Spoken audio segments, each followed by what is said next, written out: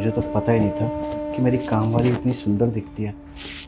आज ये कैसे ब्लाउज़ की हुक खोल कर आई है, मस्त लग रही है एकदम। मैं कहाँ बाहर रशियंस के ऊपर पैसा बर्बाद करता हूँ अपना, कभी 8,000 कभी 10,000, और ये महीने के मुझसे 10,000 रुपये लेती काम करने के। अगर मैं वो 12,000 की जगह इसको 5,000 भी एक्स्ट्रा दे दूँगा ना, तो मुझे लगता है मेरी बातों में आ जाएगी और मेरे साथ सब कुछ कर लेगी। और वैसे भी मौका भी अच्छा है, मेरी पत्नी अभी 1 हफ़्ते के लिए बाहर है, तो क्यों ना मैं रोज़ इसको 5,000 रुपये दूँ और 1 हफ़्ते तक इससे मज़े लेता रहूँ। इसका बेवड़ा पति भी तो है, इसको पैसों की बहुत ज़रूरत है। चलो एक बार बात करके देख लेता हूँ, क्या पता मान जाए। रानी जी साहब। एक काम करो, इधर आओ, तुमसे बात करनी है।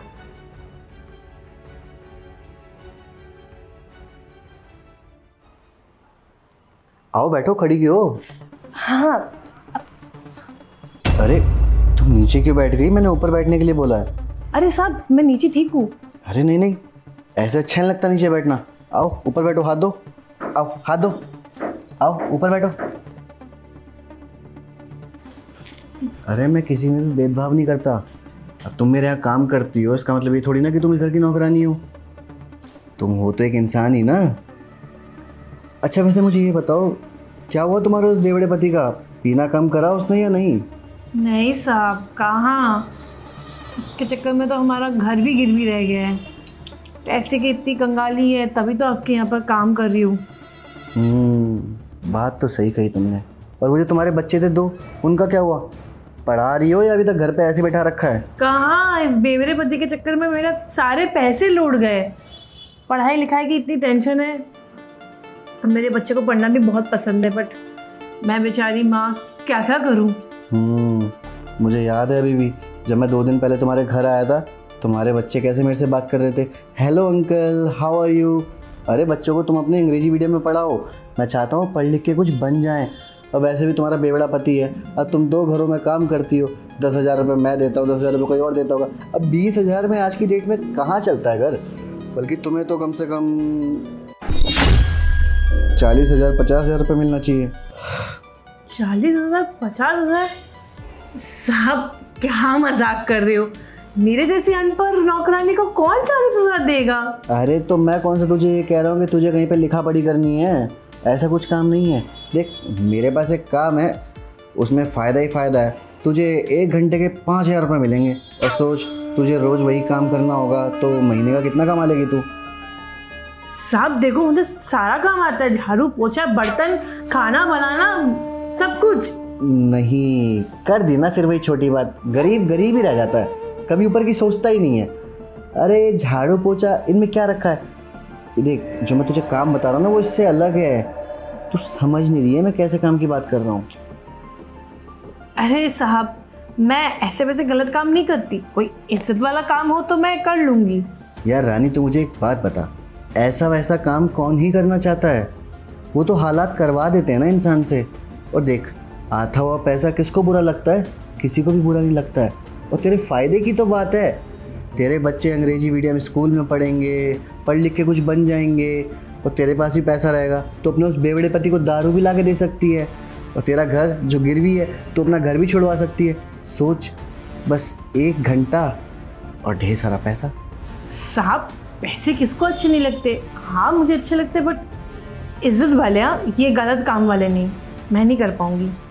अबे देख ना, मौका भी तो कितना अच्छा है। तेरी मालकिन भी घर पर नहीं है, सिर्फ तू है और मैं हूँ, और इस 4 दीवारी में कौन किसको क्या बताएगा? देख मैं तो कहता हूँ, अच्छा तुझे 5,000 रुपये कम लग रहे हैं ना, तो एक काम कर, मैं तुझे 1 घंटे के 10,000 रुपये देता हूँ। अब तू सोच के देख, मैं तेरे साथ पूरे महीने में करूँगा, कितनी भी बार करूँगा तेरे को 10,000 रुपये मिलेंगे। और कहाँ तो पूरे महीने में काम करके 10,000 रुपये कमाती है, यहाँ तुझे घंटे का 10,000 रुपये मिलेगा। उससे तेरे बच्चे भी अंग्रेजी मीडियम में पढ़ेंगे, तो अपना घर भी छुड़वा लेगी। अबे दोनों का फ़ायदा है। अब देख यार, मेरा मूड बना हुआ है, अब मेरे मूड को स्पॉइल मत कर। साहब मैं गलत काम नहीं कर पाऊँगी, मुझे माफ़ कर दीजिए। अरे कुछ गलत नहीं होता, तू क्यों नहीं समझ रही है? तेरी मालकिन नहीं है, और तेरा वो बेवड़ा पति तुझे कहाँ ही खुश रख पाता होगा। देख तेरे को भी मज़े आएंगे, मुझे भी मज़े आएंगे, दोनों का ही फ़ायदा है। साहब मालकिन को पता चल गया ना तो बहुत गलत हो जाएगा और मुझे घर से निकाल देगी। नहीं नहीं साहब, मैं एक गलत काम के लिए मैं अपना काम नहीं छुड़वा सकती, मुझे माफ़ कर दीजिए। अबे तू पागल है क्या? कौन बताएगा तेरी मालकिन को? ना तो मैं बताने वाला और ना ही तू बताएगी। तो क्या चार दीवारी के कान होते हैं, ये बताएगी? अरे यार तू क्यों नहीं समझी? देख मेरा मूड बना हुआ है, खराब मत कर, जल्दी से चल ले, चल। साहब नहीं, गलत है ये। अरे सब सही है यार, चल। लेकिन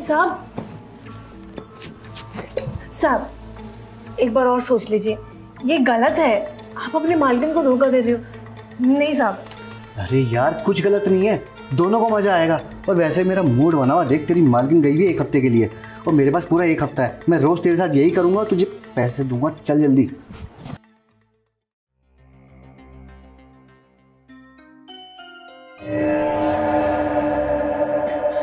अरे वाह रानी, तूने तो आज मजा ही बांध दिया। सच में तू तो मेरी सोच से भी ज़्यादा आगे निकली।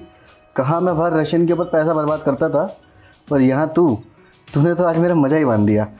अच्छा हाँ, तेरे पैसे देने हैं ना?